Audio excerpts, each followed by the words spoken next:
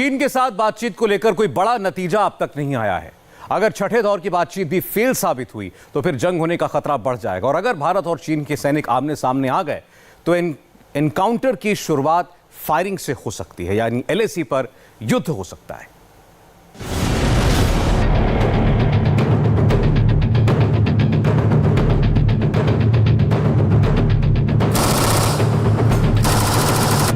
युद्ध हुआ तो फर्स्ट लाइन ऑफ डिफेंस क्या होगी? चाइनीज आर्मी पर पहली गोली कौन चलाएगा? क्योंकि अब एलएसी पर धक्का मुक्की नहीं होगी, सिर्फ गोली चलेगी, क्योंकि ऑर्डर क्लियर है। फॉरवर्ड लोकेशंस पर रूल ऑफ एंगेजमेंट बदल चुका है। भारतीय सेना चाइनीज पीएलए का पूरा मुकाबला कर रही है। आईटीबीपी फॉरवर्ड लोकेशंस पर डिप्लॉय है। 826 किलोमीटर के इस लाइन ऑफ एक्चुअल कंट्रोल को डोमिनेट कर रही है। हम आपको बता दें कि 24 फीचर्स को डोमिनेट करने के साथ साथ चाइनीज पीएलए को अनआर्म्ड कॉम्बैट और वेपन के जरिए चाइनीज पीएलए की हर एक रणनीति को फेल करते हुए आईटीबीपी के जवान इस समय ईस्टर्न लद्दाख के एरिया को डोमिनेट कर रहे हैं। आईटीबीपी यानी इंडो तिब्बतन बॉर्डर पुलिस सेना के बाद ये भारत की सबसे मजबूत फोर्स मानी जाती है, क्योंकि इनको पहाड़ों पर ऑपरेट करने की वैसे ही ट्रेनिंग दी जाती है जैसे सेना के माउंटेन कोर के किसी जवान को मिलती है। चीन का सामना करने में आईटीबीपी की क्या अहमियत है, ये आप इस चार्ट को देखकर अंदाजा लगाइए। भारत चीन के बीच टॉप मिलिट्री लेवल की छठे दौर की बातचीत में 12 अफसरों का डेलीगेशन था। इसमें सेना के कोर कमांडर्स और डिविजनल कमांडर्स के अलावा आईटीबीपी के आईजी दीपम सेठ भी मौजूद थे। और उन्होंने इस मीटिंग में बहुत साफ तरीके से चीन को बताया कि अगर एलएसी पर भारत और चीन की फोर्स का सामना हुआ तो चीन को किस तरह पेश आना होगा। कोर कमांडर लेवल टॉक्स में भी आईजी आईटीबीपी दीपम सेठ मौजूद थे। उनकी तरफ से साफ कहा गया कि दरअसल अप्रैल 2020 के स्टेटस को चीन को मानना होगा, तभी पेंगोंगसो से लेकर डेप्सांग तक के इलाके में चाइनीज पीएलए को खदेड़ने की जो पूरी तैयारी है वो रुक पाएगी। डिसएंगेजमेंट और डीएस्केलेशन प्रोसेस ऐसे में तभी जारी रहेगा। चोशुल के पास एलएसी पर मोल्डो में हुई इस बातचीत में क्या हुआ, अब इस बारे में दिल्ली तक ब्रीफिंग होगी। एलएसी से आने वाली सभी इंफॉर्मेशन 14वीं कोर के जरिए उत्तरी कमान को दी जाएगी। उत्तरी कमान इसके बारे में थल सेना के अध्यक्ष जनरल एमएम नरवणे को जानकारी देगा। फिर थल सेना के मुख्यालय से पूरी इंफॉर्मेशन रक्षा मंत्रालय, एनएसए और सीडीएस को दी जाएगी और वहां से मीटिंग की पूरी बात पीएमओ तक पहुंचाई जाएगी। अगर बातचीत फ्लॉप मानी गई तो चीन को पीछे धकेलने के लिए कार्रवाई की जाएगी, जो किसी भी वक्त युद्ध में तब्दील हो सकती है। अगर युद्ध हुआ तो वो पहाड़ पर होगा। इसी को लेकर भारत की फोर्स लगातार अपने अपने बेस पर ट्रेनिंग कर रही है। आईटीबीपी की 60 battalion line of actual control पर तैनात है। हम इस समय करीबन 14,000 फीट पर हैं। आईटीबीपी का डिप्लॉयमेंट 826 किलोमीटर के लाइन ऑफ एक्चुअल कंट्रोल में कुल मिला के 17,000 से 18,500 तक की हाइट पर है। आईटीबीपी के जवान जो इस समय अपने साथ करीबन 16 केजी का बैटल लोड और इंसास 5.56 वेपन लेकर आगे की तरफ ये पूरी प्रैक्टिस कर रहे हैं। जिस ऊंचाई पर ये ट्रेनिंग चल रही है, यहाँ मैदानी इलाकों के मुकाबले 40% कम ऑक्सीजन होती है। ऊंचे पहाड़ों के अलावा अगर तिब्बत के फ्रंट को देखें तो वहाँ के पठार बहुत चैलेंज पेश करते हैं और इसके लिए चीन भी पिछले दिनों कई एक्सरसाइज कर चुका है और अब भी कर रहा है।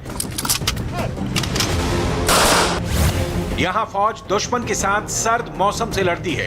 हाई एल्टीट्यूड सिकनेस जैसे सांस लेने में तकलीफ होती है, चक्कर आते हैं, दिशा भ्रम होता है और साथ में सेना तक सप्लाई लाइन न टूटे, ये बड़ा चैलेंज होता है। एक तरफ जहां नीचे की तरफ जवानों की पूरी तैनाती है, तो वहीं ठीक ऊपर ऊंचाई पर जो करीबन 17,000 फीट से भी ज्यादा की ऊंचाई है, वहां पर भी आईटीबीपी के जवान एरिया को डोमिनेट कर रहे हैं। चीन के फौजी भी जानते हैं कि पहाड़ पर लड़ने में वो भारत के मुकाबले कमजोर हैं। वो जानते हैं कि इंडियन आर्मी और आईटीबीपी का ट्रेनिंग लेवल क्या है। आर्मी के अलावा आईटीबीपी में अभी 60 बटालियन है और इसमें 90,000 से ज्यादा जवान हैं। इसमें से 50,000 जवान सिर्फ तिब्बत बॉर्डर की हिफाजत कर रहे हैं। ये सिर्फ एलएसी यानी 3,488 किलोमीटर लंबे मोर्चे पर तैनात है, यानी लद्दाख में काराकोरम पास से लेकर अरुणाचल प्रदेश के जाचेप दर्रे तक कुछ चोटियां ऐसी हैं जहां 6,000 मीटर तक की ऊंचाई पर भारत के जवान खड़े हुए हैं। जाहिर है ये पूरा इलाका पहाड़ी है और इस वक्त यहाँ हर जगह सामने चीन की फौज एक्टिव है। भारत की फोर्स लगातार इन पहाड़ी इलाकों पर गश्त लगाती है ताकि चीन न घुस आए। ऊंचे ऊंचे दर्रों से गुजरते हुए ये वादियों पर भी नजर रखते हैं। नालों और नदियों के किनारे भी भारत की मौजूदगी दर्ज कराते हैं। कहीं से भी चाइनीज पीएलए जो एग्रीमेंट्स हैं उनका पालन नहीं कर रही। इसी को देखते हुए अब पूरे स्ट्रेटेजिक तौर पर फॉरवर्ड लोकेशन पर वेपन के साथ बैटल लोड कैरी करते हुए आईटीबीपी और भारतीय सेना के जवानों की तैनाती इसीलिए की गई है ताकि कोई भी अगर चाइनीज पीएलए हरकत करने की कोशिश करता है तो उनको खदेड़ा जा सके।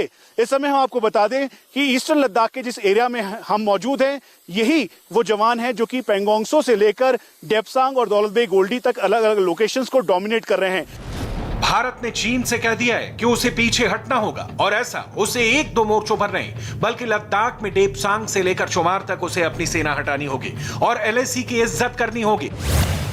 और अगर ऐसा चीन ने नहीं किया तो भारत और चीन के बीच युद्ध होगा और अगर चीन को युद्ध नहीं करना तो उसे सेना को वापस अपने बैरक में लौटने का ऑर्डर देना होगा। पहाड़ पर युद्ध के लिए भारत की तैयारी देखिए। लद्दाख बॉर्डर ही नहीं एलएसी पर तैनात हर जवान को पहाड़ पर चढ़ने और स्कीइंग की ट्रेनिंग दी जाती है। आईटीबीपी सेना के साथ भी ट्रेनिंग करती है ताकि दोनों फोर्स के बीच तालमेल बेहतर रहे। उन्हें पहाड़ी इलाकों में तैनात रहने और वहां सर्वाइव करने की सबसे बेहतरीन ट्रेनिंग मिलती है।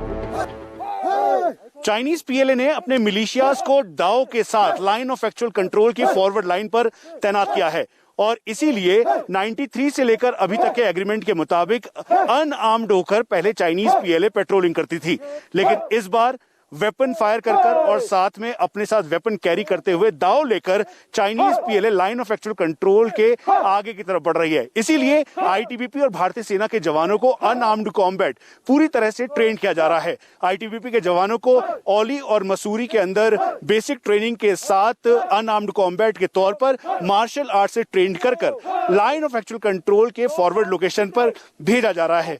ये गोजरू मार्शल आर्ट है और हाई ऑल्टीट्यूड के लिए यह बेहद कारगर है।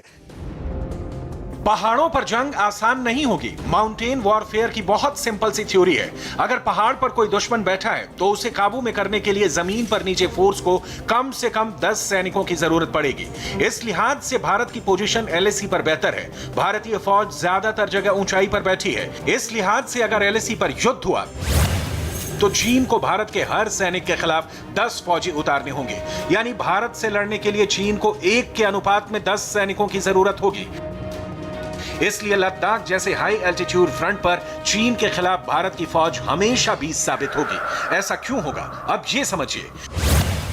लद्दाख से लेकर हिमाचल प्रदेश, उत्तराखंड, सिक्किम और अरुणाचल प्रदेश, इन सूबों से लगी तिब्बत की 3488 किलोमीटर लंबी एलएसी पर इंडियन आर्मी की पोजीशन बहुत मजबूत है। हमारी सेनाएं ऊंचाई पर बैठी हैं, जबकि चीन को तिब्बत के पठारों से होकर भारत की सीमा की तरफ आना होता है।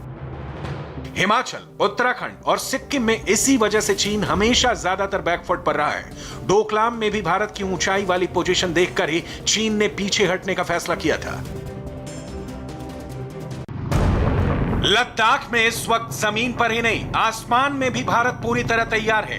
भारत के सभी मल्टी रोल फाइटर इस वक्त लद्दाख के आसमान में पेट्रोलिंग कर रहे हैं। लेकिन आपको बता दें कि इलाका इतना सेंसिटिव है क्योंकि यहाँ से जो सियाचिन का इलाका जाता है, साथ ही साथ इस इलाके से दौलत बेग उल्टी जाने के लिए जो डीएसडीवी रोड बनाया गया है उसे भी चीन को रास नहीं आ रहा।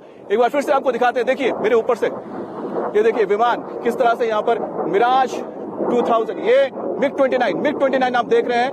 मिग-29 यहाँ पर फिर से कॉम्बैट ड्रिल करता हुआ नजर आ रहा है। किसी भी जंग में एयर सपोर्ट बहुत जरूरी है, लेकिन जमीन पर यानी पहाड़ पर लड़ने के लिए दमखम चाहिए, ज़हनी मजबूती चाहिए, फौजी में सब्र होना चाहिए ताकि धैर्य और पूरी ताकत के साथ हर कदम आगे बढ़ाया जाए। यही माउंटेन वॉरफेयर या पहाड़ पर लड़ने की बुनियादी कला है। किसी चोटी पर बैठे दुश्मन पर हमला हो या फिर हजारों मीटर ऊंची पोस्ट पर कब्जा बरकरार रखना और इसके अलावा पहाड़ी दर्रों के बीच सप्लाई लाइन को महफूज रखने से लेकर पहाड़ों के मोर्चे तक हथियारों और तोपों को पहुंचाना, ये सब माउंटेन वॉरफेयर का हिस्सा है। एरिया डोमिनेशन के साथ एरिया रेकी करते हुए आईटीबीपी के जवान जो इस समय चुमार से लेकर दौलत बेग गोल्डी तक डिप्लॉय हैं। ठीक सामने ईस्टर्न लद्दाख के फॉरवर्ड एरियाज की निगरानी करते हुए कंपनी कमांडर और उनके साथ करीबन 30 जवानों की ये पूरी नफरी है और ये एरिया की रेकी कर रही है। इंडिया टीवी को इस बात की जानकारी मिली है कि पेंगोंगसो के फिंगर 4 के एरिया में चाइनीज पीएलए ने करीबन 5 से 10 कंक्रीट स्ट्रक्चर और उसके अलावा 50 से 60 टेंट को लगाया है और यही वजह है कि एक एक समय की पूरी मैपिंग की जा रही है। जवानों के पास बैटल लोड 16 केजी का है, साथ में वो इंसास 5.56 कैरी कर रहे हैं। मेडिकल और आइए अब देखते हैं